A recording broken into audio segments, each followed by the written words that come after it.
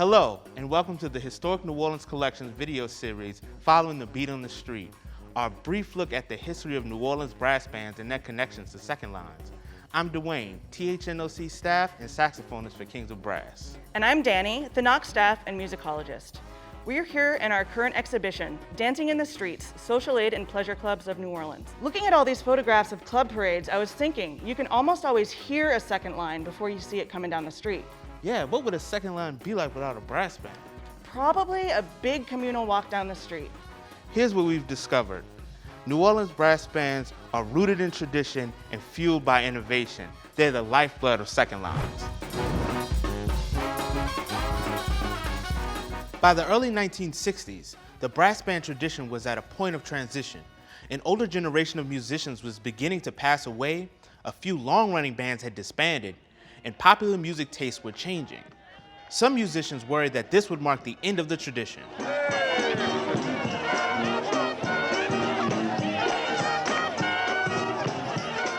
Yet New Orleans brass bands flourished during the 1960s and 70s, thanks to a combination of increased recognition and the efforts of musicians like Danny Barker and Ernest "Doc" Paulin, both who taught traditional brass band music to the next generation.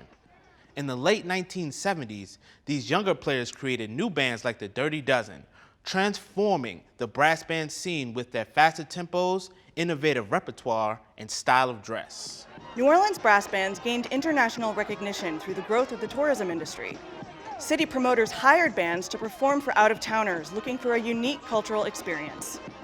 While brass bands continued to play for second lines and funerals, they could now book a variety of gigs at conventions, casinos, and sporting events. Starting in 1970, the New Orleans Jazz and Heritage Festival showcased brass bands on stage and in parades, often alongside social aid and pleasure clubs. This commercialization encouraged the formation of smaller bands that better fit the stage, and many of them adopted a pared-down repertoire geared toward an undiscerning audience. But it also brought much greater visibility for New Orleans brass bands, which often led to international tours and opportunities to record. The group at the forefront of this newfound popularity was Dejan's Olympia Brass Band. Harold Duke Dejan formed Olympia in 1958, resurrecting the name of a band he played with in the 1920s. Olympia served as the face of New Orleans brass band tradition throughout the 1960s and 70s. In addition to holding a regular gig at Preservation Hall, Olympia made numerous records, toured all over the world, and even performed in the 1973 James Bond movie Live and Let Die.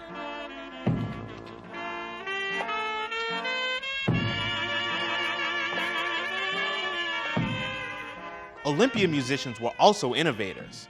When trumpeter Milton Batiste joined in 1962, he helped the band integrate new musical ideas inspired by rhythm and blues, making Olympia a pioneering influence on subsequent generations of brass bands. Another innovator, Anthony "Tuba" Fats Layson, helped create a new role for his instrument, bringing the tuba to the forefront of arrangements. He also developed a signature riff that is instantly recognizable at today's second lines, known appropriately as the tuba fats. What does this sound like?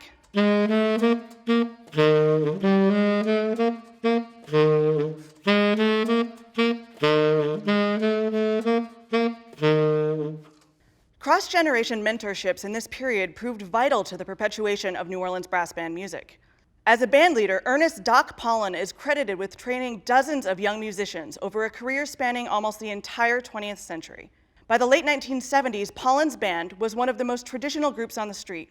Clarinetist Dr. Michael White, who got his start with Paulin in 1975, says the band was like a school for New Orleans traditional jazz. Perhaps the most significant training ground for young brass band musicians was the Fairview Baptist Church Christian Band. Renowned jazz musician Danny Barker founded the band in the late 1960s after moving back to his hometown of New Orleans. Barker taught young musicians traditional brass band practices, not only musical ones, but also how to dress, how to be punctual and professional. Numerous New Orleans icons, including Greg Stafford, Herlin Riley, and even Wynton Marsalis, played with the Fairview Band in their youth. Barker's mentorship was instrumental in the continuation of the traditional style, as well as the evolution of brass band music. This evolution began in 1974 with the formation of the Hurricane Brass Band, founded by Leroy Jones and other Fairview Band members. Hurricane was short-lived, but in 1977, former members including Charles Joseph, Kirk Joseph, and Gregory Davis joined drummer Benny Jones and several other musicians to form the Dirty Dozen Brass Band.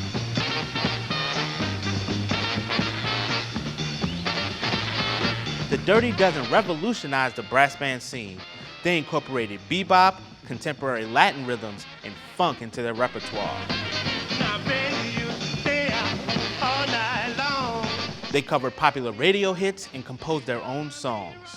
The Dirty Dozen's tempos were noticeably faster, and with virtuosic players like Kirk Joseph on sousaphone, the backline moved up front with the groove of a song or its driving riff a central focus. That's when I used to love her, but it's all over now. The Dirty Dozen played in parades and funerals, but they also performed a weekly show at a tiny neighborhood bar called the Glass House. Before dancing crowds, the band experimented with new songs and honed a distinctive style. As their popularity grew, the band began touring the country, playing festival stages, and recording multiple albums. The Dirty Dozen's commercial success would soon take them away from the New Orleans streets. In their absence, new bands such as Rebirth and the Soul Rebels came onto the scene and continued to modernize New Orleans brass band music.